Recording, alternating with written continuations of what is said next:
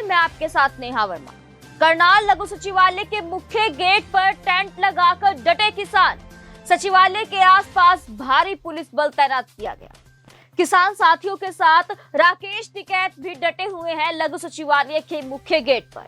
यह बैठकर आगे की रणनीति तैयार की जाएगी। बता दें कि करनाल के बस्ताडा टोल प्लाजा पर 28 अगस्त को हुए लाठीचार्ज के विरोध में किसानों ने विरोध ऐलान किया था, जिसके चलते प्रशासन से 3 बार हुई बातचीत के विफल होने के बाद किसान तमाम बैरिकेड्स तोड़ते हुए लघु सचिवालय पहुंच गए और किसानों ने लघु सचिवालय के गेट के बाहर डेरा जमा लिया है।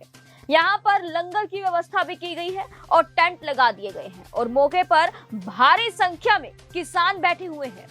किसान नेताओं ने मीडिया से बात करते हुए कहा कि ऐलान किया गया था कि जिला सचिवालय का हर हाल में घेराव करेंगे, वो कर दिया है और हम अभी भी बातचीत के लिए तैयार हैं, लेकिन अगर बातचीत में हमारी मांग जो एसडीएम के खिलाफ मामला दर्ज करने की है उसको नहीं माना गया तो हमारी तरफ से इसी तरह से धरना जारी रहेगा। किसान नेता राकेश टिकैत का कहना है कि किसानों ने लघु सचिवालय का तो अनिश्चितकालीन घेराव कर लिया है।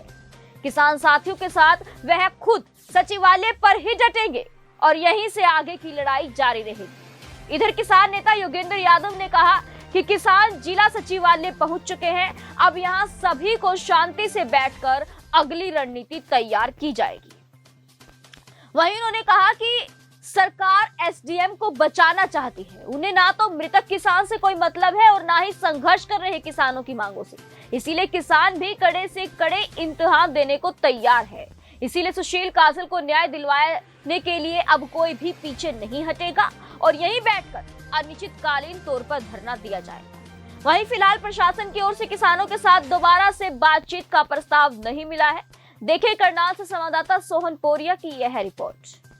करनाल सचिवालय के मुख्य गेट पर हम मौजूद हैं, जहां पर किसानों ने कल जिस तरह से सचिवालय घेराव का ऐलान किया था और तमाम बैरिकेड्स को पार करते हुए किसान सचिवालय के मुख्य गेट तक पहुंचे थे। और वहीं कहीं ना कहीं जिस तरह से प्रशासन की बात की जाए, प्रशासन ने भी पूरी तरह से संयम बरता और कहीं ना कहीं किसान नेताओं की बात की जाए, जैसे गुरनाम सिंह चढ़ूनी, राकेश टिकैत समेत तमाम वो किसान नेताओं ने भी अपने तमाम किसान समर्थकों और किसान साथियों को बोला था कि उपद्रव न मचाया जाए और बिल्कुल ही आराम से प्रदर्शन करते हुए सचिवालय का घेराव करने के लिए पहुंच गए थे। और फिलहाल जो है तस्वीरें हम आपको करनाल के सचिवालय के मुख्य गेट की दिखा रहे हैं, जहां पर भारी संख्या में आप देख सकते हैं मेरे पीछे किस तरह से सुरक्षा व्यवस्था को लेकर जो है सुरक्षा कर्मियों को जो है तैनात किया गया। आरएफ की बटालियन की बात की जाए, बीएसएफ की बात की जाए, एसएसएफ की बात की जाए और हरियाणा पुलिस की बात की जाए, वो तमाम पुलिस कर्मचारी और तमाम वो कंपनियां यहाँ पर जो है सुरक्षा के मद्देनज़र लगाई गई हैं।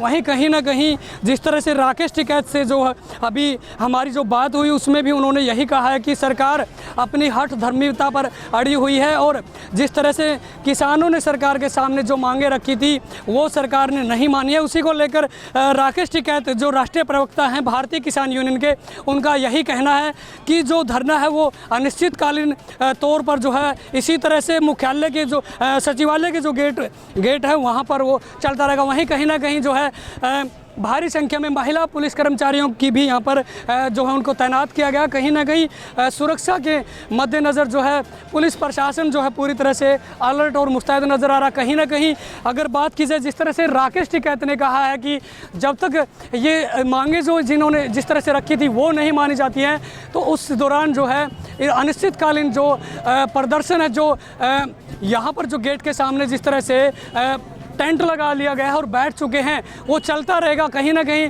जिस तरह से राकेश टिकैत ने भी और गुरनाम सिंह चढ़ूनी ने भी जिस तरह से लगातार जो है यही कोशिश किसान जो समर्थक हैं, जो किसान हैं, उनके साथ यही कोशिश उनकी रही है कि मामला न बिगड़े और उपद्रव न बचे और कहीं ना कहीं शांतिपूर्ण तरीके से जो है प्रदर्शन करने की लगातार उनके द्वारा भी अपील की जाती रही है। वहीं करनाल प्रशासन की भी बात की जाए तो करनाल प्रशासन की तरफ से भी पूरी तरह से संयम बरता गया और उसी के चलते जो फिलहाल जो तस्वीरें हम आपको दिखाना चाहेंगे, भारी संख्या में फिलहाल जो है मौके पर भारी संख्या में किसानों की बात की जाए और किसान नेताओं की बात की जाए और पुलिस बल की बात की जाए, वो कहीं ना कहीं नज़र आ रहे हैं। फिलहाल आप देख सकते हैं किस तरह से जो है किसानों ने जो है टेंट लगाने के लिए जो पाइप जो गाड़ी जाती है उसको देखिए किस तरह से करते हुए नज़र आ रहे हैं। यहाँ पर आप देख सकते हैं किसानों ने पूरी तरह से जो है प्लानिंग कर ली है, रणनीति बना ली है कि जब तक प्रशासन की तरफ से जो मांगे वो नहीं मानी जाएंगी। इसी तरह से यहाँ पर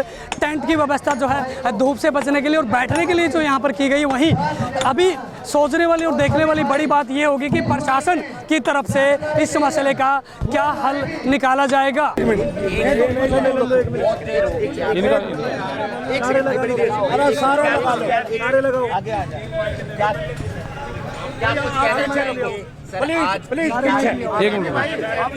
जी, क्या कुछ रणनीति रहने वाली है सर आज की? आज तो यहाँ पे धरना है भाई, बैठे यहाँ पे सब लोग हैं यहाँ पे और यहाँ पे सलाह मशवरा करेंगे। क्या लगता है सर, कोई बातचीत हो पाएगी आज प्रशासन से? लगता नहीं कोई प्रशासन बातचीत करे, इसके हाथ में नहीं कुछ भी प्रशासन की। ऊपर से जो डायरेक्शन इनको दी जाती है तो उसी पे ही ये काम करते हैं। सर कल भी जैसे 3 दौर की बातचीत हुई थी, अगर मानना होता तो कल भी बात हाँ मान लेते, कल मानना होता तो मान लेते, कल मानने नहीं है। बहुत बेशरम सरकार है, मानने नहीं, अपनी गलती को गलती नहीं मानने की ना। और हम पंचायत के आदमी हैं, हमारा सिस्टम ये है कि पंचायत में आदमी को झूठ नहीं बोलता, सच मान लेता है, उसे आदमी माफ़ भी करते हैं। ये हैं कोर्ट कचहरी कागजों पर चलने वाले, ये अपनी बात को झूठ को सच कहू जाएंगे, सच को झूठ कहू जाएंगे, जहाँ ना फायदा होगा वो बात कहेंगे। आपको लगता है आंदोलन डाइवर्ट करने का प्रयास किया जा रहा है? हाँ है, यूपी है इनका, हमें इसका भी बहम है कि दिल्ली से सही कर रहे हो, ये सही कर रहे हो सर, लगता है आपको? भाई आप बता दो, आप क्या कर रहे हैं, हम वो बता दो। वो आपका फैसला है, पब्लिक परेशान हो रही है, सचिवालय बंद कर दिया आपने। ना हमने तो नहीं बंद करा सर आप गेट के सामने बैठे हैं। नहीं, आ जाओ, किसको आना हो भाई, कैसे आएंगे आप बताइए? यहाँ कोई आ जाएंगे गेट को। सर आप समझदार हैं। अब तो हम ही तो कर रहे हैं ना, समझदार तो है। यहाँ को सर एक चीज आ जाएंगे, पब्लिक को कोई दिक्कत नहीं। एक गेट और होगा, इमरजेंसी गेट होता है, नहीं है सर, यहाँ नहीं है। होगा, पहले सर्वे करो उसके। करनाल के रहने वाले हैं, सब चारों तरफ गेट है, सब चारों तरफ है। क्या कहना चाहेंगे? हमारे साथ किसान नेता योगेंद्र यादव जी हैं, उनसे बात करेंगे।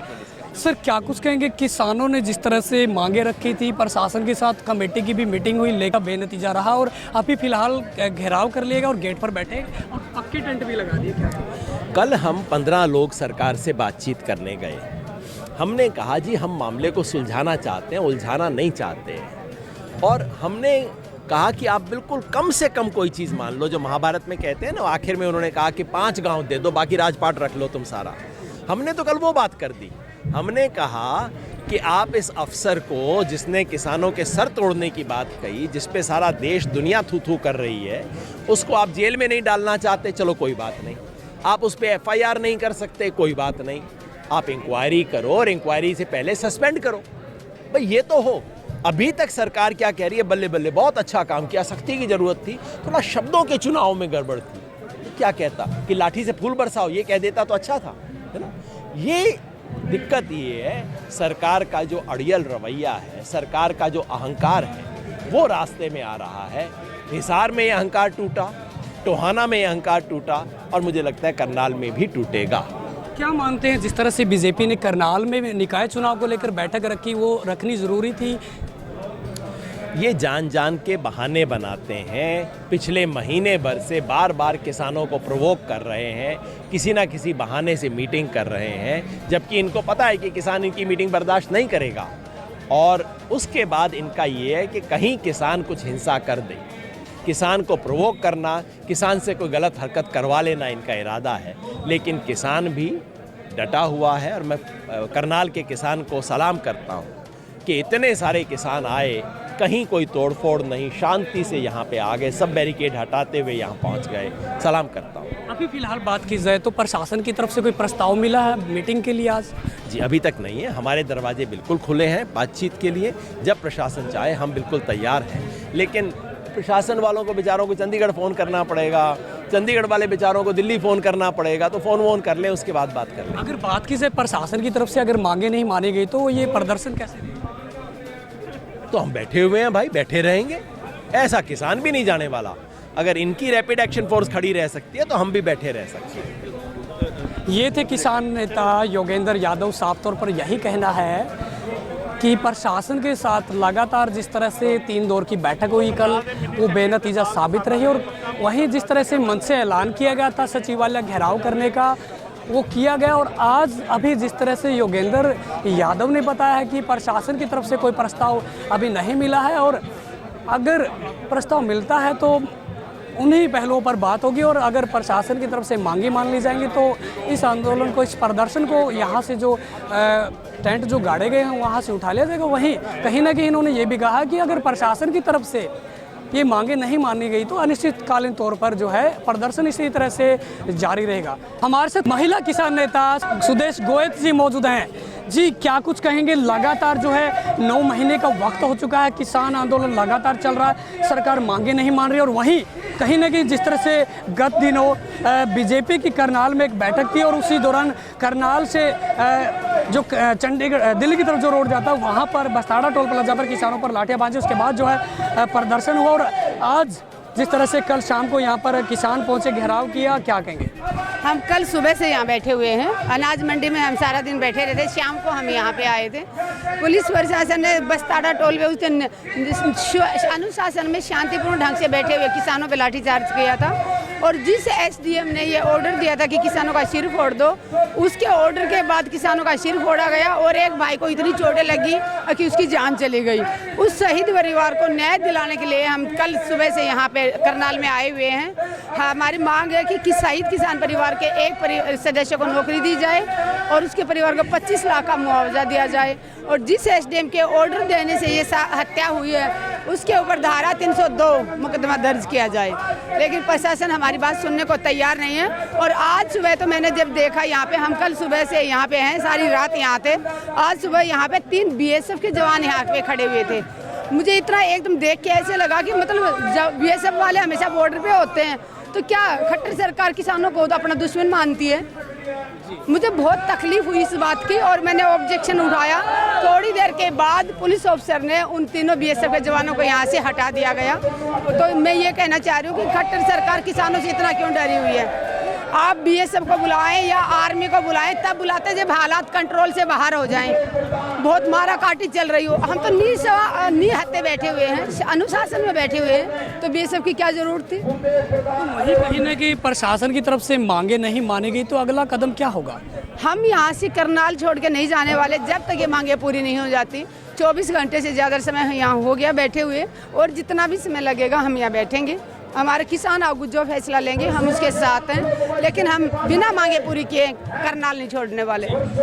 ये थी महिला किसान नेता सुदेश गोयत, जिनका साफ तौर पर यही कहना है कि लगातार जो है किसानों का 9 महीने से दिल्ली की तमाम सीमाओं पर जो है प्रदर्शन चल रहा है कृषि कानूनों को लेकर। वहीं बस्ताड़ा के टोल प्लाजा पर जिस तरह से लाठीचार्ज हुआ, और सुशील काजल जो रायपुर गांव का किसान था उसकी उस लाठीचार्ज में मौत हुई, वहीं उसी के चलते जिस तरह से मुआवजे की मांग की गई और सरकारी नौकरी की मांग की, लेकिन करनाल प्रशासन ने वो मांगे नहीं मानी।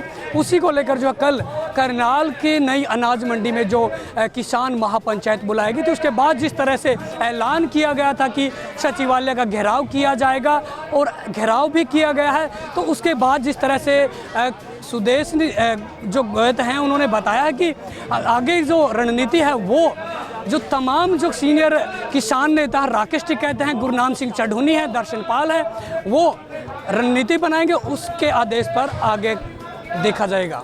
वीडियो जर्नलिस्ट सनी चौधरी के साथ सोहन पड़िया, समाचार एक्सप्रेस करनाल।